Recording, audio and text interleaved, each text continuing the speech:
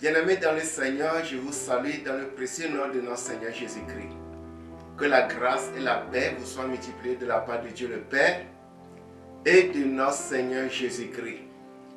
Aujourd'hui, le froid et la neige nous ont cloués à la maison. C'est aussi leur temps. C'est le temps de la neige, c'est le temps du froid. Et j'ai vérifié la température. Ce matin, la température était de moins 6 degrés Celsius. Toutefois, nous remercions Dieu pour toutes choses, pour tout ce qu'il fait. J'exhorte les enfants de Dieu à ne pas rester oisifs à la maison, à lire la parole, à méditer la parole, à louer l'Éternel, à l'adorer et à prier. Mon frère, ma soeur, si un frère, une soeur proche de toi, appelez-vous les uns les autres et joignez-vous et adorez Dieu ensemble. La parole de Dieu nous dit, là où 2 ou 3 personnes sont rassemblées, je suis au milieu d'eux. Mais si tu n'en trouves pas, ok, tu peux prier seul dans ta maison, tu peux louer seul dans ta maison aussi. Moi, je suis quand même à l'église, dans le bureau ovale de Maranatha Revival Church, et c'est depuis là que nous y mettons. Toute la semaine, j'ai prié, j'ai lu la parole de Dieu pour avoir quelque chose à partager avec le peuple de Dieu. Et c'est seulement le vendredi que j'ai reçu l'inspiration de parler de la prière. Et en même temps, le titre m'est venu, à la puissance de la prière. Donc le titre de mon message ce matin, le message que je devais partager avec le peuple de Dieu, s'intitule la puissance de la prière. Allons dans la parole. Allons dans Isaïe 38, le verset 1 à 5. Je lis au nom de Jésus-Christ. En ce temps-là, Ézéchias fut malade à la mort. Le prophète Isaïe, fils d'Amoz, vint auprès de lui et lui dit, ainsi parle l'Éternel, donne des ordres à ta maison, car tu vas mourir, tu ne vivras plus. Ézéchias tourna son visage contre le mur et fit cette prière à l'Éternel. Ô Éternel, souviens-toi que j'ai marché devant ta face avec fidélité et intégrité de cœur, et que j'ai fait ce qui est bien à tes yeux. Et Ézéchias répandit d'abondantes larmes. Que la parole de Dieu soit bénie. Allons dans Jean, une histoire que nous connaissons très bien. Jean 11, à partir du verset 37, nous dit, et quelques-uns d'entre eux dirent, lui qui a ouvert les yeux de l'aveugle, ne pouvait-il pas faire aussi que cet homme ne meure point? Jésus, frémissant de nouveau en lui-même, se rendit au sépulcre. C'était une grotte et une pierre était placée devant. Jésus dit, ôtez la pierre. Marthe, la sœur du mort, lui dit, Seigneur, il sent déjà. Il y a 4 jours qu'il est là. Jésus lui dit, ne t'ai-je pas dit que si tu crois, tu verras la gloire de Dieu? Ils ôtèrent donc la pierre, et Jésus, levant les yeux en haut, et dit, Père, je te rends grâce de ce que tu m'as exaucé. Pour moi, je savais que tu m'exauces toujours. Alléluia. Mais j'ai parlé à cause de la foule qui m'entoure, afin qu'ils croient que c'est toi qui m'as envoyé. Ayant dit cela, il cria d'une voix forte, Lazare, sors! Et le mort sortit, les pieds et les mains liés de bandes et le visage enveloppé d'un linge. Jésus leur dit, déliez-le et laissez-le aller. Que la parole de Dieu soit bénie. Allons dans Philippiens 4. Philippiens 4, le verset 6 nous dit, ne vous inquiétez de rien, mais en toute chose, faites connaître vos besoins à Dieu par des prières, des supplications, avec des actions de grâce, et la paix de Dieu qui surpasse toute intelligence gardera vos cœurs et vos pensées en Jésus-Christ. Que la parole de Dieu soit bénie. Saint-Père, Père juste, je te loue, je te dis un grand merci pour cette occasion qui m'a encore permis de parler de ta parole. Saint-Esprit, je ne peux rien faire de moi-même. Viens et assiste-moi au nom puissant de Jésus-Christ. Que la parole de Dieu touche le cœur de quelqu'un. Que cette parole nous aide à changer nos façons de prier. Au nom puissant de Jésus-Christ. Amen. Bien-aimés dans le Seigneur, si j'ai reçu l'inspiration de parler de la prière en cette fin d'année, c'est parce que l'heure est grave. Et si je dis que l'heure est grave, ce n'est pas pour vous faire peur, mais c'est pour vous exhorter à ne pas baisser la main dans la prière, à ne jamais négliger la prière, surtout en cette fin d'année où beaucoup de choses bizarres se passent. Mon frère, ma soeur, il y a quelques jours, mon enfant Samuel me disait que très souvent nous parlons de la fin d'année, des vies qui sont fauchées, des choses bizarres qui se passent. Et c'est réellement en cette année qu'il a vraiment compris de quoi on parlait. Mon frère, ma soeur, il y a beaucoup de choses qui se passent en cette fin d'année. Des accidents bizarres, des phénomènes catastrophiques qui enlèvent beaucoup de vies. Ces choses se passent très souvent au cours de l'année. Mais qu'est-ce qui fait que à la fin de chaque année, ces choses s'intensifient? Pourquoi le sang humain est tellement versé? Les vies fauchées, bon nombre de vies enlevées. Pourquoi à chaque fin d'année, il y a des choses comme ça qui se passent? Mon frère, ma soeur, écoute-moi très bien. J'aimerais te dire que les satanistes, les agents de Satan, en chaque fin d'année et en début d'année, rendent compte à leur maître, le diable. Et ceci se fait très souvent avec le sang humain. Le sang est quelque chose de très sacré.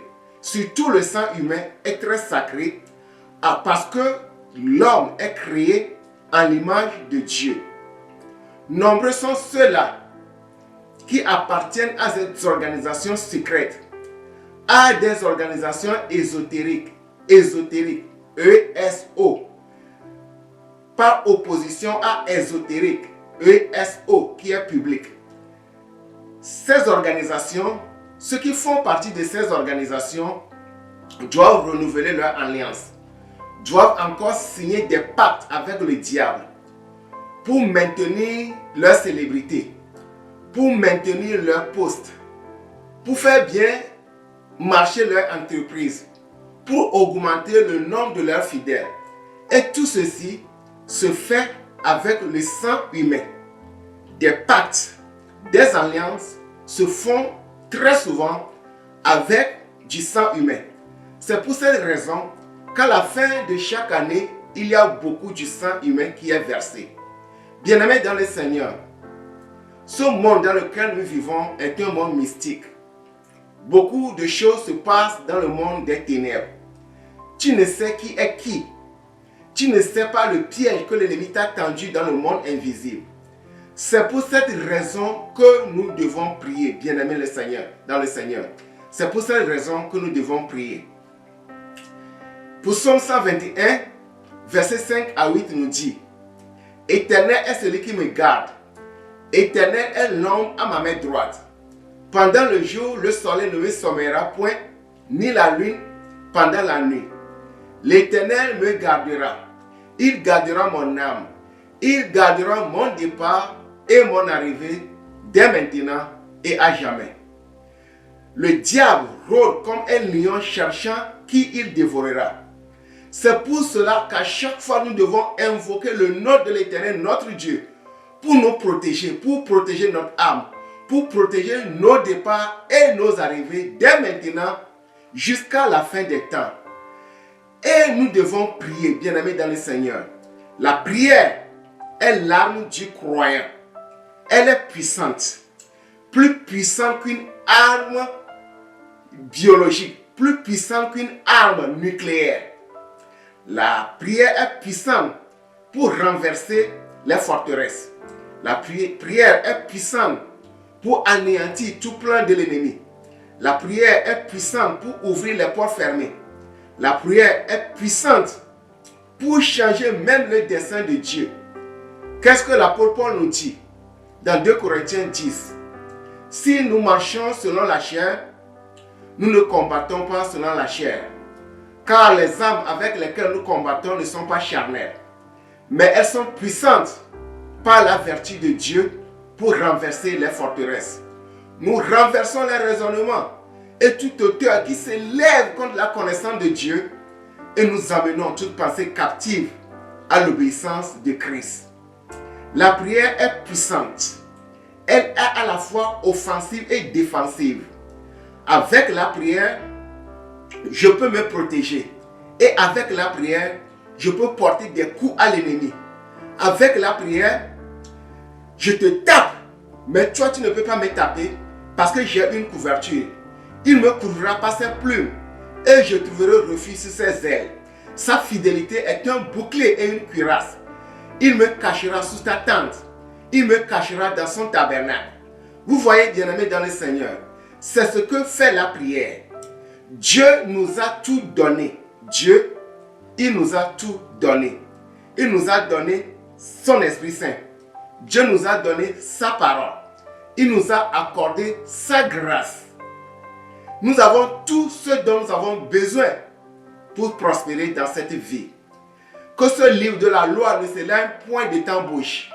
Tu la liras jour et nuit pour agir fidèlement selon tout ce qui est écrit, car c'est en cela que tu réussiras. C'est en cela que tu auras du succès dans tes entreprises. Dieu nous a tout donné, tout ce dont nous avons besoin pour réussir dans cette vie. Et pourtant, nous ne lisons pas la parole.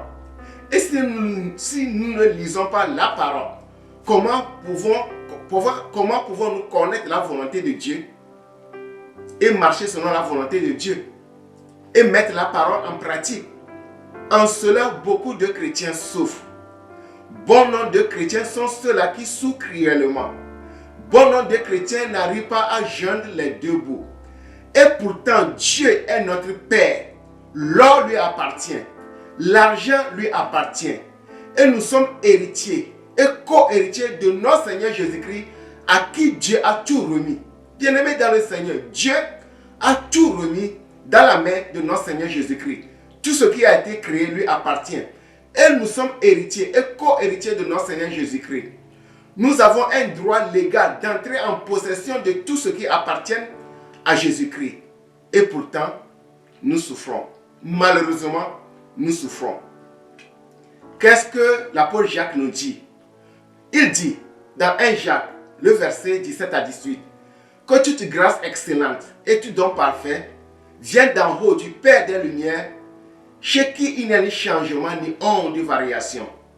Il nous a créés selon sa volonté, par la parole de la vérité, afin que nous soyons en quelque sorte les prémices de ces créatures. Étant donné que nous sommes des prémices, nous sommes aussi des héritiers. Nous sommes des enfants légitimes de l'Éternel, notre Dieu, appelés à prospérer, appelés à prospérer, appelés à régner dans ce monde. Et pourtant, bien-aimés dans le Seigneur, il faut que ça change. Nous avons le pouvoir de renverser la situation. Toute situation qui nous intrigue, toute situation qui nous maintient dans la servitude, nous avons le pouvoir de renverser cette situation, de débloquer la situation avec quoi? Avec la prière. Avec la prière. La prière du juste a une grande efficacité. Revenons à notre texte dans Ésaïe 38. Ésaïe 38 nous présente une situation. Le roi Ézéchias est très malade, malade d'ulcère. Et il est sur le point de mourir. Et Dieu a envoyé son prophète Ésaïe pour lui dire de donner des ordres à sa maison parce qu'il va mourir. Parce qu'il ne peut pas survivre à sa maladie. Bien-aimé dans le Seigneur, si c'était toi, si tu étais à la place du roi Ézéchias, qu'est-ce que tu vas faire? Quelle sera ta réaction? Mon frère, ma soeur, certains vont même le renvoyer. Ils vont renvoyer le prophète Isaïe. Ils vont le renvoyer. Je viens de me réveiller et tu es venu avec cette mauvaise nouvelle. Pourquoi? Pourquoi? Va-t'en. Je n'accepte pas ce que tu es en train de me dire. Bon nombre de personnes vont réagir de cette même manière. Certains vont dire, ok, c'est Dieu, il est souverain, il fait ce qui bon lui semble, il sait ce qui est bon pour nous, que sa volonté soit faite. Certaines personnes vont aussi raisonner de la même manière. Bien-aimés dans le Seigneur, bien-aimés dans le Seigneur, Dieu sait tout ce qui nous arrive et pourtant, Dieu n'est pas à l'origine de nos malheurs. Nous disons souvent, c'est la volonté de Dieu, c'est la volonté de Dieu, mais nous disons tout cela pour nous consoler. Nous disons tout cela pour consoler nos frères et sœurs. Dieu n'est pas à l'origine de nos malheurs, jamais. Dieu n'est jamais à l'origine de nos malheurs. Dieu désire nous faire grâce. Dieu veut nous faire grâce. Il désire nous faire du bien, mais il n'est pas à l'origine de nos malheurs. Quand Ésaïe était parti, Ézéchias a reçu la parole. Et quand le prophète de Dieu était parti, qu'est-ce que Ézéchias a fait? Ézéchias a prié, bien-aimé dans le Seigneur. Ézéchias est retourné. Il a tourné sa face vers l'Éternel son Dieu. Il l'a invoqué. Il a dit, Dieu, regarde comment j'ai marché devant toi. J'ai marché devant toi dans la fidélité et avec intégrité. Rappelle-toi des biens que j'ai faits. Et la Bible nous dit que Ézéchias a versé beaucoup de larmes. Mon frère, ma soeur, la prière d'Ézéchias a été très simple. Très simple. C'était une prière sincère qui vient du fond de son cœur. Dieu connaît déjà nos besoins. C'est en cela que Jésus-Christ nous dit, quand vous priez, ne multipliez pas de vaines paroles comme font les païens qui s'imaginent qu'à force de paroles, nous serons exaucés. Non, Jésus-Christ nous dit de ne pas multiplier de vaines paroles. Il connaît déjà nos besoins. Dieu connaît déjà nos besoins. Il sait de quoi nous avons besoin. Notre but, c'est d'aller droit. D'aller droit au but. Nous devons aller droit au but. Présenter notre requête à Dieu. Et c'est ce que Ézéchias a fait. Qu'est-ce que l'apôtre Paul nous dit? En toute chose, ne vous inquiétez de rien, mais faites connaître vos besoins à Dieu par des prières et des supplications. Avec quoi? Avec des actions de grâce. Je vais revenir sur ce mot, action de grâce. Mon frère, ma soeur, vous connaissez tous la suite de cette histoire. Dieu, Ésaïe n'était pas encore loin et Dieu lui a dit de retourner et de revenir dire au roi Ézéchias qu'il ajoute 15 ans de plus à sa longévité. Alléluia. Alléluia. Bien-aimé dans le Seigneur, la prière puissante, la prière fervente du juste a une très grande efficacité. Ézéchias a prié et Dieu lui a donné 15 ans. Il a ajouté 15 ans à sa durée de vie. Et si c'était moi, je souhaite connaître aussi le jour de ma mort. Alléluia. Je souhaite moi aussi connaître le jour de ma mort. Ézéchias a prié. Dieu l'a exaucé et lui a donné 15 ans de plus. Il lui a ajouté 15 ans. Mon frère, ma soeur, Jésus-Christ nous dit que si nous avons de la foi comme un grain de sénévé, nous allons dire à cette montagne, ôte-toi de là, et la montagne va nous obéir. La montagne va nous obéir. Bien-aimés dans le Seigneur, Mon frère, ma soeur, la montagne c'est quoi? Ce sont nos problèmes. Ce sont des difficultés que nous traversons tous les jours. Mais Dieu nous a donné le pouvoir. Dieu nous a donné la puissance de renverser toutes ces choses, de briser tout obstacle, tout blocage dans nos vies. Dieu nous a donné la puissance de les évincer, de les briser. Souvenez-vous de Daniel. Daniel était un homme de prière. Daniel priait 3 fois par jour. Un complot a été formé contre Daniel. Il a été jeté dans la fosse aux lions. Mais les lions ont servi de matelas. Les lions ont servi d'oreiller pour Daniel. Daniel a dormi paisiblement dans la fosse aux lions. Parce que quoi? Parce que Daniel était un homme de prière. Souvenez-vous de ces 3 compagnons, Shadrach, Meshach, Abednego. Ils ont été jetés dans la fournaise ardente. Et quand le roi était venu voir s'ils étaient consumés, ils étaient là dans le feu. Alléluia. Et non jome fa. Et non jome fa. Yesu no jome fa. Et non tome doga. Amen. Si non tome doga. Yesu no jome fa. Et quand le roi était venu pour voir si ses enfants, Shadrach, Meshach, Abednego sont consumés, il les voyait dans le feu en train d'adorer Dieu, en train de louer le nom de Dieu. Et au lieu de 3 personnes, le roi voyait 4 personnes. Et il disait que la 4e personne a l'allure d'un fils de Dieu. Alléluia. Alléluia. Jésus-Christ était venu rester avec eux dans le feu ardent. Mon frère, ma soeur, Dieu nous a tout donné. La prière puissante a une grande efficacité, peut renverser les forteresses, peut même changer les desseins de Dieu. Dieu a parlé que Ézéchias va mourir, mais Ézéchias a prié et Dieu a changé de mentalité. Et il lui a encore donné 15 ans. Mon frère, ma soeur, Jésus-Christ, devant le tombeau de Lazare, il était mort depuis 4 jours. Et sa soeur Marthe disait, il sent déjà, parce qu'il y a déjà 4 jours qu'il est là-bas, qu'il est dans la grotte. Jésus-Christ lui a dit, ne t'ai-je pas dit que si tu crois, tu verras la gloire de Dieu? Et Jésus-Christ est allé au tombeau. Qu'est-ce que Jésus-Christ a fait? Jésus-Christ a d'abord rendu grâce à Dieu. Jésus-Christ, il a rendu grâce à Dieu. Et après avoir rendu grâce à Dieu, il a invoqué le nom de son papa. Il a présenté la requête à Dieu en invoquant le nom de son papa.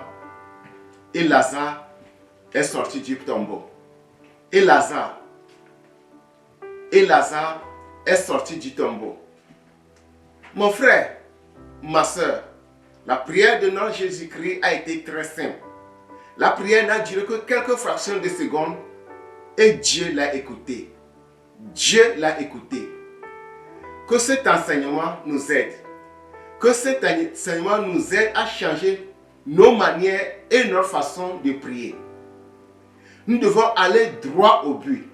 Maintenant, qu'est-ce que nous pouvons faire pour que notre prière soit efficace, pour que notre prière soit puissante? C'est ça le titre de mon message, la prière puissante. Mon frère, ma soeur, nous n'allons pas chercher très loin. Nous n'allons pas chercher trop loin. Il suffit seulement de regarder, d'analyser comment Ézéchias a fait sa prière. Comment Jésus-Christ aussi a fait sa prière. Qu'est-ce que Ézéchias a dit? Ézéchias a dit dans sa prière éternelle, souviens-toi que j'ai marché devant toi dans la fidélité, dans l'intégrité. Souviens-toi de tous les biens que j'ai faits.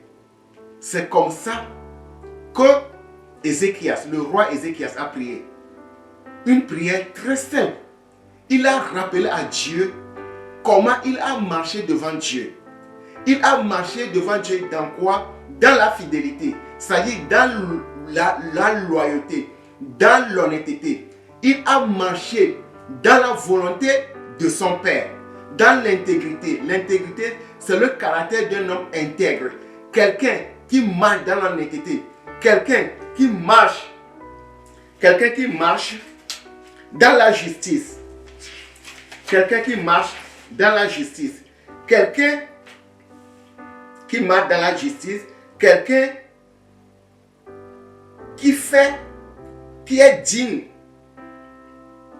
Quelqu'un qui marche dans la justice, dans l'honnêteté. Bien-aimé. Et le roi Ézéchias a encore dit, souviens-toi de tous les biens que j'ai faits. Souviens-toi de tous les biens que j'ai faits. Quand on nous parle bien, c'est ce qui est convenable. C'est ce qui mérite l'approbation. C'est ce qui est aimable. Ce qui est digne et vertueux. C'est ce que nous entendons par bien. L'assistance que nous portons à nos frères, à nos sœurs, quand ils sont dans le besoin, c'est ce que nous entendons par bien. Bien-aimés, c'est ce que nous entendons par bien. Mon frère, ma sœur, bien-aimés dans le Seigneur. Donc pour que nos prières soient efficaces, nous devons marcher devant Dieu dans la fidélité, dans l'intégrité et faire du bien. Et encore, et faire quoi? Et faire du bien.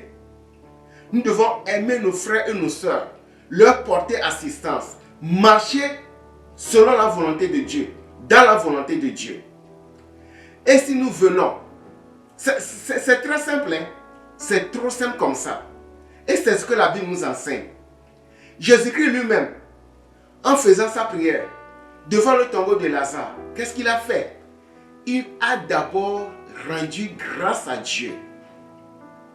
Et après, il a présenté la requête à Dieu. En toute chose, ne vous inquiétez de rien, mais faites connaître vos besoins à Dieu par des prières et des supplications. Avec quoi? Avec des actions de grâce. Très souvent, nous prions, nous demandons beaucoup à Dieu, mais nous n'accompagnons pas nos prières avec des actions de grâce. Bien-aimés dans le Seigneur, qu'entendons-nous par action de grâce? L'action de grâce, c'est un acte de remerciement et de reconnaissance envers Dieu pour tous ses bienfaits, sa bonté, sa grâce, sa miséricorde, tous ses bienfaits. C'est ce que nous attendons par action de grâce. Et l'action de grâce peut être en parole et peut être matérielle. Mais le sens même de l'action de grâce, c'est quelque chose de matériel. Le mot vient du mot hébreu shelem. S-H-E-L-E-M. Shelem. Qui veut dire action shelem. Shelem qui veut dire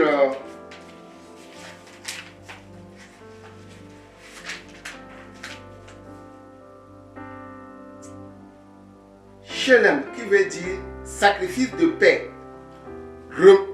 Sacrifice de paix, sacrifice volontaire. Sacrifice volontaire. C'est un sacrifice de paix et c'est aussi un sacrifice volontaire. Le mot hébreu qui signifie action de grâce, c'est matériel. C'est une offrande. C'est un sacrifice de paix. Un sacrifice volontaire. C'est volontaire. Personne ne t'oblige à le faire. Mais c'est ce que les enfants d'Israël faisaient. Notre Dieu, il est le même, hier, aujourd'hui et éternellement. Vous voyez, Dieu n'a jamais changé. Si les enfants d'Israël le faisaient et Dieu les bénissait, nous aussi nous devons apprendre cela et le faire. L'apôtre Paul nous dit, ces choses leur sont arrivées pour nous servir d'exemple. Elles ont été écrites pour notre instruction, pour nous servir d'exemple, nous qui sommes arrivés à la fin de ce siècle. Vous voyez, ces choses sont arrivées pour nous servir d'exemple, pour nous servir de leçon, nous qui sommes parvenus à la fin de ce siècle. Donc s'ils l'ont fait et que cela a marché, nous devons nous aussi le faire. À chaque fois, ils présentaient des sacrifices d'action de grâce. Je fréquentais l'église protestante. Des choses qui deviennent maintenant de plus en plus rares. Et à chaque fois, vous allez voir des gens mettre des enveloppes dans le tronc ou venir devant l'autel de Dieu pour déposer des enveloppes. Dieu connaît leur cœur. Ces enveloppes, ce sont des actions de grâce. Peut-être que moi, je suis en train de demander quelque chose à Dieu. Qu'est-ce que la parole nous dit? Que si nous demandons quelque chose à Dieu, nous devons croire que si nous demandons quelque chose à Dieu dans sa volonté, nous devons croire que nous possédons déjà la chose. Et si nous possédons déjà la chose, nous devons commencer déjà par remercier Dieu. Présenter des actions de grâce à Dieu. Bien-aimés, c'est ce que nous devons faire. Nous demandons beaucoup à Dieu, mais nous ne voulons pas offrir à Dieu. Nous refusons d'offrir à Dieu. Même les offrandes et les dîmes, c'est avec problème. Mon frère, ma soeur, c'est pour cette raison que nos prières ne sont pas efficaces. C'est pour cette raison que nos prières ne sont pas efficaces. Bien-aimés dans le Seigneur, que Dieu nous aide. Que Dieu, dans sa grâce, dans sa bonté, nous aide vraiment à comprendre la portée de ce message, à changer nos façons de parler, à ne pas trop parler, chercher à convaincre Dieu, montrer à Dieu que nous savons prier. Non. Non, bien-aimés dans le Seigneur, ce n'est pas ça. Allons droit au but. Remercions Dieu. Présentons nos requêtes à Dieu. Avec quoi? Avec des actions de grâce. Et Dieu, qui voit dans le secret, nous exaucera. Mon frère, ma soeur, que Dieu nous aide à comprendre la portée de ce message et à nous aider à prier comme Jésus-Christ a l'habitude de prier. Que les âmes du roi Ézéchiel nous servent de leçon au nom puissant de notre Seigneur Jésus-Christ. Papa, je te loue et je te dis un grand merci. Merci pour ta parole qui nous enseigne, qui nous oriente, qui nous guide. Merci, Papa. Que ce message change notre façon de parler. Que ce message aide quelqu'un à changer sa façon de parler, sa façon d'adresser ses prières à Dieu. Que ce message nous aide tous au nom puissant de Jésus-Christ. Papa, je te confie tes brebis. Je te les confie. Sois avec nous et protège-nous à la fin de cette année où beaucoup de choses bizarres se passent. Beaucoup de vies sont fauchées. Papa, mais toi, l'Éternel notre Dieu, tu es notre forteresse. Tu nous protégeras dans ta tente. Tu nous délivreras des pièges de l'ennemi. Tu nous délivreras des pièges de l'ennemi. De tout ce que l'ennemi a prophétisé contre la fin de cette année. Toutes les malédictions soient brisées. Toutes les paroles incantatoires soient brisées. Papa, que la mort prématurée soit anéantie. Oh mon Seigneur, mon Dieu, nous sommes à toi. Protège-nous et garde-nous en cette fin d'année. C'est toi qui as commencé l'année avec nous. Papa, tu es le commencement et la fin. Finis l'année avec nous au nom puissant de Jésus-Christ. Papa, je remets ce mois nouveau dans lequel nous allons rentrer en tes mains.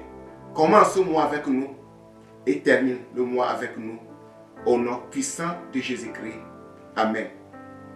C'est votre serviteur Christian Abaya de l'église Maranatha Revival Church à l'adresse suivante 204 E Spring Street, Colonna.